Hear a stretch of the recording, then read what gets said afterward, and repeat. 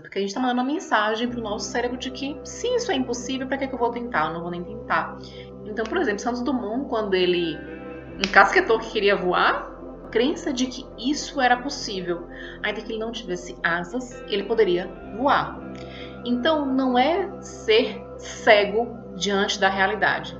É a gente ver que existe ali um problema, é olhar para a realidade que existe é essa, estar consciente do problema, estar consciente da realidade que nos cerca e buscar quais são os caminhos possíveis diante dessa realidade que me cerca. Mas a gente pode começar a encontrar referenciais de pessoas que já passaram pela mesma trajetória que nós queremos passar. Quando você vai, por exemplo, fazer uma trilha, você vai começar a olhar aquele caminho que um monte de gente já passou e que chega que o mato nem cresce mais, porque já passou tanta gente ali e o caminho já fica ali bem marcadinho. E a partir desse meio de começar a ver pessoas que já passaram pela mesma coisa que você quer passar, é muito fácil você acreditar que isso é possível. Por exemplo, minha filha, ela queria muito voar. E eu tive que dizer para ela, filha, até para questão de segurança, dizer, você não tem o superpoder de voar. Mas olha só, muitos humanos como você também queriam muito voar e achavam que isso era possível e descobriram outros meios de criar asas. Quando eu comecei a pedalar, foi muito interessante porque assim, tem umas ladeiras assim aqui no Capão que são uma coisa assim surreal. E eu nunca imaginava que fosse possível alguém subir pedalando uma ladeira como todas essas que tem aqui. E eu comecei a ver pessoas subindo. Eu falei, gente, como é que essa pessoa consegue subir isso? E eu comecei a tentar. E parava 5, 6 vezes para poder conseguir subir ela inteira. E até chegou um momento em que eu comecei a subir sem parar. E aquilo foi possível porque eu vi um outro ser humano normal fazendo a mesma coisa. Por isso que é tão importante a gente se cercar de pessoas que nos impulsionam, que nos levam além. Não só nos amigos, mas a gente buscar referenciais, aquilo que nos alimenta, o que é que são nos nossos ouvidos, o que é que está nos nossos olhos, o que é que a gente está nutrindo em nossa vida. Por isso que o telejornal às vezes é tão desafiador, porque a gente só vê ali coisas difíceis, notícias ruins, e a gente começa a desacreditar do mundo, desacreditar que é possível. Então a gente nutrir a nossa mente, a nossa vida de coisas que nos impulsionem a avançar. Não é que a gente vai simplesmente se alienar da realidade que nos cerca, mas encontrar soluções e acreditar que nós podemos muito mais. O nosso corpo e a nossa mente têm um grande potencial que a gente desperdiça. E de algum modo o nosso corpo se ressente disso. Né? E o nosso corpo se alegra muito quando a gente avança e quando a gente desafia o nosso corpo, mas quando a gente também respeita o nosso corpo e seus limites. Tá? Então, por exemplo, eu fiz uma pedalada esse final de semana que foi de 100 quilômetros. Durante essa semana, eu estou num processo de regenerativo. Eu não posso agora forçar o meu corpo, porque eu fiz um grande esforço de uma vez só no final de semana, depois de um longo processo de evolução e de um passo a passo levar o meu corpo a compreender que era possível chegar nesse caminho, né? E isso começou vendo outras pessoas, outras mulheres também fazendo a mesma coisa. E daí eu comecei a 3 quilômetros, 5 quilômetros, e foi aos poucos, um processo gradativo de adaptando o meu corpo e a minha mente para expandir a zona de conforto. Eu não fiz 10 quilômetros de uma vez só, não fiz 20, 30. Foi um processo. Um processo. E o mais importante, a consistência.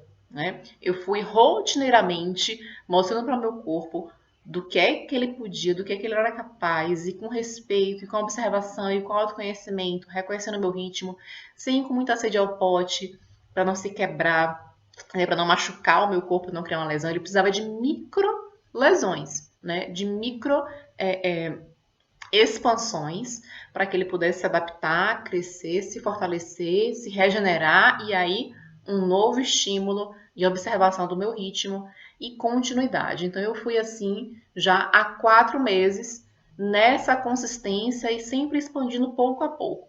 Quando eu fiz meus primeiros 20 quilômetros, que foram os mais difíceis, eu fiquei com cãibra nos dedos, foi assim, foi muito puxado. Eu fui um tempo nesses 20 até meu corpo conseguir expandir um pouco mais. E daí eu fiz 34, e aí eu vi que eu fiquei bem. Aí 15 dias depois eu fiz 44. Depois, mais uns 15 dias depois, eu fiz 60. E aí eu fui progressivamente. É como se eu dissesse pro meu corpo, só são mais 10 quilômetros. Então eu negociava com ele mais um passo. Então a gente às vezes quer materializar uma coisa gigantesca de uma vez só e a gente se frustra. Por quê? A nossa mente não está acostumada, o nosso corpo não está acostumado, o nosso corpo é nosso instrumento de materialização aqui na Terra. Então ele precisa também ser o nosso parceiro, ele também precisa ser forte para aguentar esse ritmo da nossa mente que também está se fortalecendo. Então, é um movimento de corpo e mente se fortalecendo. Eu falo isso muito nos meus cursos, que meu aluno já está careca de saber disso. Então, a gente vai progressivamente aumentando essa potência. Então, a gente não vai simplesmente colocar um desafio muito grande de uma vez só. A gente vai materializar pequeno, coisas pequenas, fortalecer a nossa autoestima, a nossa confiança, mostrar para o nosso cérebro, você pode, você consegue. E ter recompensas, né? A recompensa com o próprio fazer, com conquista de pequenas vitórias, tá? Então, a gente vai nessa adaptação crescendo. Então, a crença do impossível, ela começa por nos permitir viver o impossível através de referências e através de expansão da zona de conforto.